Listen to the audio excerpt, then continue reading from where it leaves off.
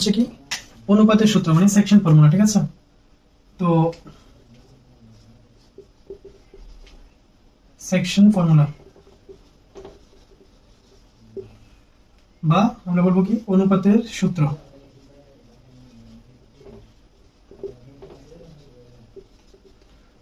তো এটার মধ্যে দেখো, এটার মধ্যে আমাদের দুইটা ভাগে আমরা এটাকে করতে হবে। একটা হচ্ছে এক্সটার্নাল ডিভিশন আর এটা হচ্ছে ইন্টারনাল ডিভিশন। মানে কি, একটা হচ্ছে অন্তবিভক্ত বলে একটাকে, ঠিক আছে, ইন্টারনাল ডিভিশন, যেটাকে আমরা বলছি কি অন্তবিভক্ত, ঠিক আছে। যখন অন্তবিভক্ত হবে, এবার এটার মানে কি, আরেকটা যেটা আমরা পড়বো এটা হচ্ছে কি এক্সটার্নাল ডিভিশন।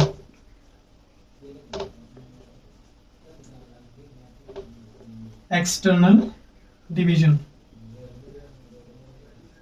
ঠিক আছে, যেটাকে আমরা বলবো কি বহিস্থ বিভক্ত, ঠিক আছে।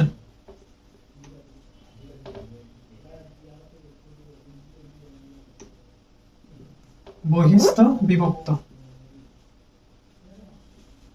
স্পেলিংটা যদি ভুল হয় তো দেখে নেবেন, ঠিক আছে। এটার মধ্যে আমাদের মেইনলি কি পড়বো আমরা, দুইটার মধ্যে তফাৎটা কি দেখো।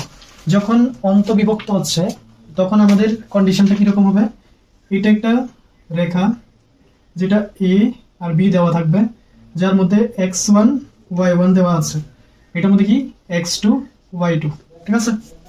এটার মধ্যে আমাদের মাঝখানে বা যে কোনো একটা, এটার মধ্যবর্তী যে কোনো একটা জায়গায় পি একটা বিন্দু যেটাকে x, y দিয়ে নেওয়া হবে।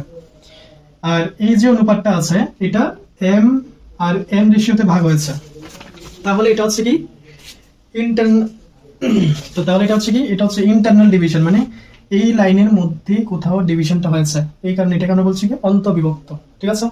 তখন আমাদের x আর y বের করার জন্য আমাদের কাছে কিভাবে আমরা বের করব, x m যখন নেব তখন এখানে x2 নেব, মানে এখানে এই দিকটা যদি m নিই তাহলে ওই দিকটা x2 নিতে হবে। তো m x2 প্লাস n নেব, তো এদিকে x1 n x1। আরেকটা যে মাথায় রাখবে, যখন x বের করছি তখন x নিয়েই আমরা কাজ করব, তখন y এর কোনো কাজ নেই, ঠিক আছে। Divided by m plus n। Same ভাবে যখন আমরা y বের করব তখন কিভাবে বের করব, y ইকুয়ালস টু, তখন m এর সাথে, আচ্ছা এটা এদিকে লিখি, y ইকুয়ালস টু কি হবে, যখন m নেব তখন এদিকে y2, তার মানে m y2 plus n y1 by m plus n। এই হয়ে গেছে আমাদের অনুপাতের সূত্র যখন এটা অন্তবিভক্ত হবে। ক্লিয়ার এতটুকু? নেক্সট হচ্ছে যেটা বহিস্থ বিভক্ত যেটা হয়, এটার মধ্যে দেখো আমাদের পুরো লাইনটা আমরা জানি না, তখন আমরা মনে করো এটা হচ্ছে কি এ, এই পয়েন্ট হচ্ছে বি, এটা x1 y1, এটা হচ্ছে x2 y2।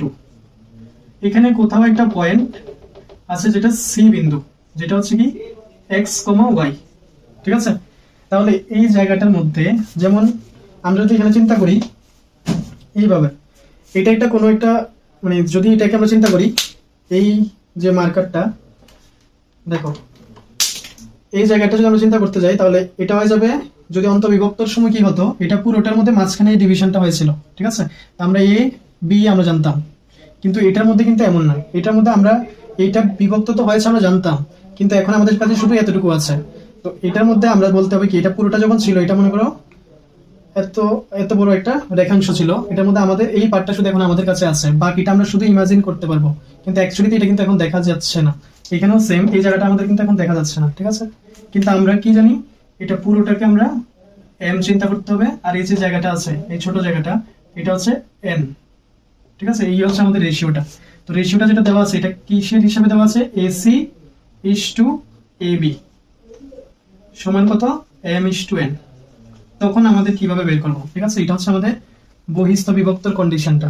তখন এই x আর y যেভাবে বের করব, x ইকুয়ালস টু হবে m x2 minus n x1 by m আর মাইনাস n করব, m মাইনাস n, ঠিক আছে। সেম ভাবে y ইকুয়ালস টু কিভাবে বের করব, m y2 minus n y1 by m minus n। তো এই হয়ে গেছে আমাদের কি অনুপাতের সূত্র, দ্যাট ইজ সেকশন ফর্মুলা, যখন এটা এক্সটার্নাল ডিভিশন বা বহিস্থ বিভক্ত হবে, আর যেটা এটা অন্তবিভক্ত যেটা ইন্টারনাল ডিভিশনে এই কন্ডিশন। তো আমাদের বেশিরভাগই আমরা এটাই ইউজ করি, আমাদের ওইটা ইউজটা হয় না, ঠিক আছে। তো এই হয়ে গেছে আমাদের মেন জিনিসটা, ঠিক আছে। তো আমরা নেক্সটে যাই। নেক্সট কি, মধ্যবিন্দু সূত্র।